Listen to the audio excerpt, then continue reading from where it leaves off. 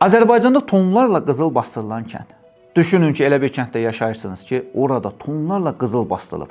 Ancaq yerini bilmirsiniz. Bəli, ölkəmizdə belə bir kənd var. Videomuza keçməzdən öncə kanala abunə olmağı unutmayın. Sizin dəstəyiniz bizim üçün önəmlidir.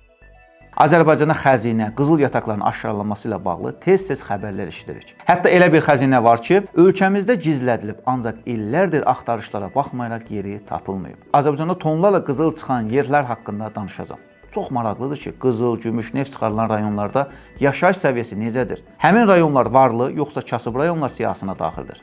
Azərbaycanda xəzinə, qızıl yataqlarının aşkarlanması ilə bağlı tez-tez xəbərlər eşidirik.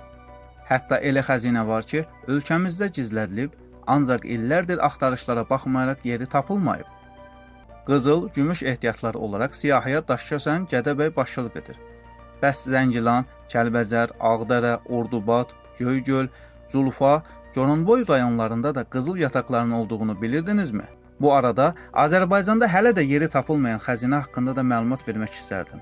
Tarix elmləri doktoru, professor, arxeoloq Əli Rəcəbli bu haqda deyib. Hələ Çingiz xanın Makedoniyalı İskəndərin xəzinəsini tapan yoxdur. Təsəvvür edin ki, Çingiz xan bütün dünyanın yarı hissəsini zəbt etmişdi. Xeyli sərvət monqolların əlində toplanmışdı. Həmin xəzinəni bastıranları öldürdülər. Öldürən şəxsləri də qətlə yetirdilər.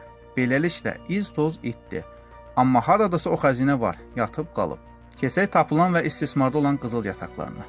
1. Çovdar qızıl yatağı Daşkəsən rayonunun şimal hissəsində yerləşir. Yataqda hasilat işləri 2017-ci ildən etibarən aparılır.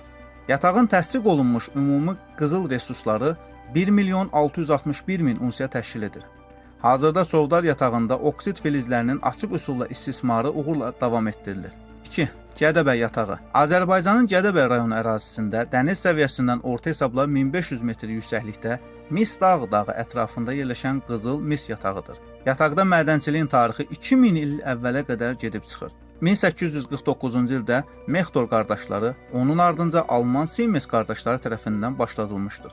1917-ci ildə Rusiya inqilabı ilə mədəndəki fəaliyyət dayanıb. Yataqda açıq üsulla mədən fəaliyyəti 2008-ci ildə bərpa olundu. Filizlərdən qızıl, mis, sink əldə edilməsi məqsədi ilə zavod quruldu. İlk qızıl istehsalı isə 2009-cu ilin may ayında olub. Yatağın qızıl ehtiyatı təxmini hesablamalara görə 22.000 tondur. Gədəbəy qızıl mis layihəsi gəlirdə payı 51% olmaqla Azərbaycan hökuməti ilə birlikdə həyata keçirilir. Payı 49% olan Azərbaycan Beynəlxalq Mədən Əməliyyatı şirkəti layihəyə rəhbərlik edir. Şirkət layihə üçün zəruri olan bütün kapitalı təmin edir. Yeri gəlmişkən, Prezident köməkçisi Hikmət Aziyev hələ 2 il əvvəl açıqlamasında bildirmişdi ki, 22 ton qızıl ehtiyatının mövcud olduğu Gədəbəy yatağından 710 milyon dollar gəlir əldə olunacağı gözlənilir. Vecnəli qızıl yatağı. Zəngilan rayonundakı Vecnəli qızıl yatağı 1959-1962-ci illərdə Vecnəli Geoloji Axtarış Partiyası tərəfindən kəşf edilib.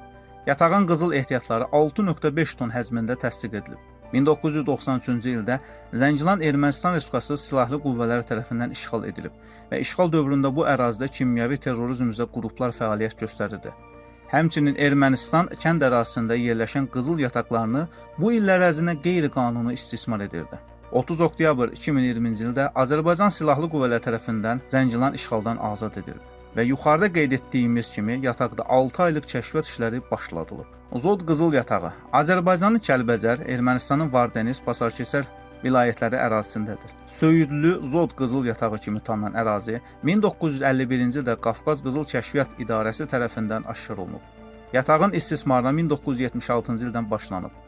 Hələ 1990-91-ci illərdə Dövlət Komissiyasının araşdırmaları nəticəsində Kəlbəcərdə 3 yataqda təxminən 140 ton qızıl ehtiyatı olduğu üzə çıxıb. Kəlbəcər rayonu ərazisinə sənaye əhəmiyyətli ehtiyatları 112.5 ton olan və istismar olunan söyüdlü zod və ehtiyatları 13 tondan çox olan Ağduzdağ və Tutxun qızıl yataqları 27 il Ermənistan Respublikasının işğalçı rejimi tərəfindən talan edilib. Hələ bir neçə il əvvəl Azərbaycan Avropa Şurası Parlament Assambleyasındakı nümayəndə heyəti Nazirlər Kabinetinə müraciət edərək işğal altındakı ərazilərdə sərvətlərin talanması məsələsinə diqqət yetirilməsini istəyib. 44 günlük müharibədən sonra vəziyyət dəyişib. Rəsmi məlumatlara görə Azərbaycan və Ermənistan arasındakı dövlət sərhədi SSR vaxtında keçən xəttlə bölündüyü təqdirdə Zod söyüdlü qızıl mədəninin 74% Azərbaycanın Kəlbəcər rayonu ərazisində, qalanı Ermənistanda qalacaq.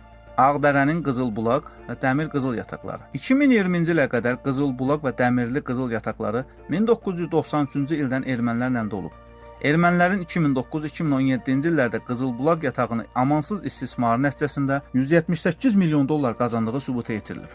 Ordubad rayonunun Ağyurt, Munundərə, Piyazbaşı, Kələçi təzahürü, Şəkərdərə Mis Qızıl Filiz təzahürü, Əlincəsay Başkənd təzahürlər qrupu yataqları. Zulfa rayonunun Başkənd Xanağa Səpinti qızıl yataqları. Gölgür rayonunun Tülallar yatağı eyni adlı kənddə yerləşir. 2002-ci ildə kəşf edilib. Hazırda istismara hazırdır. Tülallar yatağında hasilat işlərinə start vermək üçün müvafiq kəşfiyyat, tədqiqat və layihələndirmə işləri sürətlə davam etdirilir. Bir neçə il əvvəl axtarış zamanı Goranboy rayonunda yerləşən Başqışlaq, Gölgür rayonunun Əzgili sahəsində də qızıla və gümüşə müsbət nəticələr alınıb. 2018-ci ilin yekunlarına görə Azərbaycanda qızıl hasilatı 4238.6 kiloqrama çatıb. İlin yekununda qızıl ehtiyatları 50% ton təşkil edib ki, bunun da ümumi dəyəri 2 milyarddan yuxarıdır. 2019-cu ilin əvvəlindən sonunadək Azərbaycanın qızıl valyuta ehtiyatları 11.4% artaraq 49.2 milyon dollara çatıb. Yəni 2019-cu ilin əvvəlindən etibarən Azərbaycanda adam başına düşən qızıl ehtiyatları 470 dollar artıb. Rəsmi statistikaya görə hazırda ölkə üzrə hasil olunan qızılın 57%, gümüşün 86%, daşkəsənin, qızılın 43%, gümüşün isə 14% Gədəbəyin payına düşür. Siyəzənin ölkənin xam neft və təbii qaz hasilatında payı müvafiq olaraq 0.2 təşkil edir. Azərbaycan ərazisində indiyə qədər ən zəngin qızıl dəfinəni tapan tarix elmləri doktoru, professor, arxeoloq Əli Rəcəbli inanılmaz fikirlər söyləyir. Mənim işlədiyim vaxtlarda Azərbaycanda təkcə antik dövrə aid ondan çox dəfinə tapılıb. Təsəvvür edin ki, 2300 il bundan öncə basdırılan dəfinələr, qızıl sikkələr bizim dövrə qədər gəlib çatıb. İndi 10 dənə dəfinə tapılıbsa, görün bu illər ərzində nə qədər dəfinələr aşkar olunub. Dəfinəni tapan adamlar çox vaxt onu özləri mənimsəyib satırlar. Buna görə də həmin dəfinələrin hamısı bizə gəlib çatmır. Müxtəlif adamların əllərində aparatlarla dəfinə axtarışına çıxmaları ilə bağlı bizə çox sayda məlumatlar daxil olur.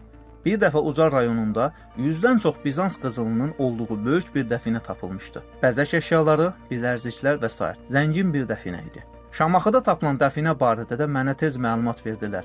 Şəxsən özüm ora getdim. Cəmaata müəyyən məbləğdə pullar verdim və həmin dəfinənin bəzi hissələrini satın alıb bura gətirdim. Dəfinənin xeyli hissələri insanlarda qaldı. Digər dəfinə isə Qəbələ yaxınlığında tapıldı. Orada arxeoloqlar işləyirdi. Pullar da dəfinə tapılan yerə səpələnmişdi.